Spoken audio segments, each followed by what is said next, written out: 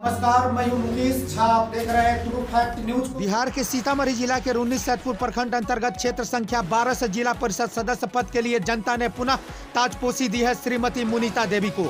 हमारे बीच यहां पर मौजूद हैं, प्रतिनिधि कर रहे हैं शिवचंद्र पंडित ने किस प्रकार से खुशी और जीत का इजहार करते हुए अपने क्षेत्रवासियों को किस प्रकार से जनादेश दिया, क्या कहा उन्होंने, 1 to 1 सवालों का जवाब देते हुए आइए आप तमाम दर्शकों के बीच में लिए चलता हूं ग्राउंड जीरो रिपोर्ट पर, जो कि उन्होंने स्पष्ट शब्दों में भ्रष्टाचार के मुद्दे पर, विकास के मुद्दे पर क्या इन्होंने कहा।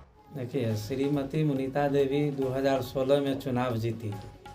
उस समय हम सभी नए थे और हमारे शील स्वभाव विचार को लेकर के लोगों ने विश्वास जताया हम पर। क्षेत्र के मतदाताओं ने पूरे 5 साल तक सरकार का जो विकास मद का पैसा था, पंचम राज्य वित्त आयोग की या फिर 15वीं की राशि थी, बखूबी पूरे क्षेत्र में बांट करके मैं किसी पंचायत को छोड़ा नहीं।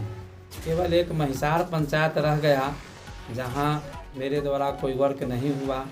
बाकी जो 8 पंचायत है, जिसमें कौड़िया लालपुर, मानिक चौक 3 पंचायत, गाढ़ा, प्रेमनगर, धनसी, बेलाही, इन सभी पंचायतों में मैंने वर्क कराया। सरकार के पैसा का नियमानुसार उपयोग किया।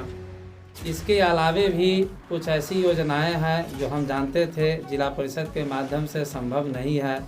उसमें से बड़ी बड़ी सड़कों को मुख्यमंत्री ग्राम सड़क योजना में या प्रधानमंत्री ग्राम सड़क योजना में भेजने का काम किया।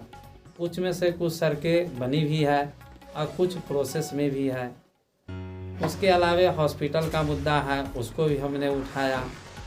प्रेमनगर, मानिक चौक में, कौड़िया लालपुर और बेलाही में माने अतिरिक्त प्राथमिक उप स्वास्थ्य केंद्र है, जिसके सौंदर्यीकरण के लिए भी मुद्दा उठाया। मानिक चौक ग्राम में एक सरकारी बाज़ार है, जिला परिषद से अब उसका टेंडर हो रहा है। उस बाज़ार के सौंदर्यीकरण की भी मुद्दा उठाई गई है और उस पर हम तत्पर भी हैं।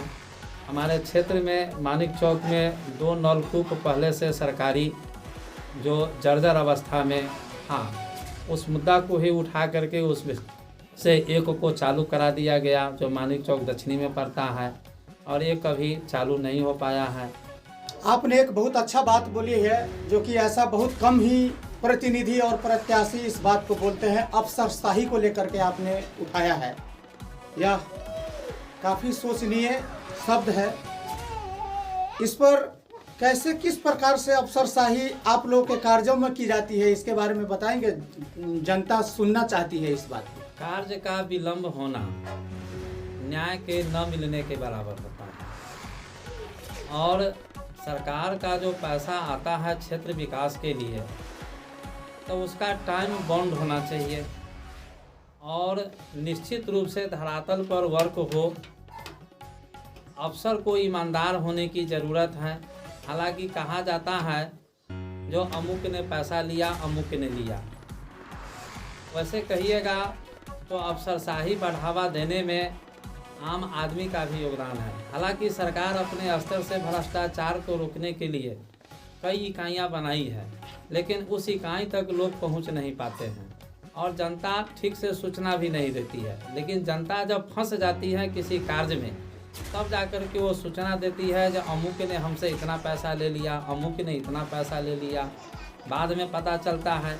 लेकिन जनता को भी अपने कार्य के प्रति तत्पर होने की ज़रूरत है और अफसर को भी चाहिए कि हम जो योजना चयन करवाते हैं वो स्पॉट सिलेक्शन हो। वास्तव में उसकी भौतिक संरचना किस प्रकार की है, उसके अनुसार उसका लाभ अगर मिले तो अच्छा रहेगा। आज का आईना आपके पास, आप बने रहे ट्रू फैक्ट न्यूज के साथ। Bureau report.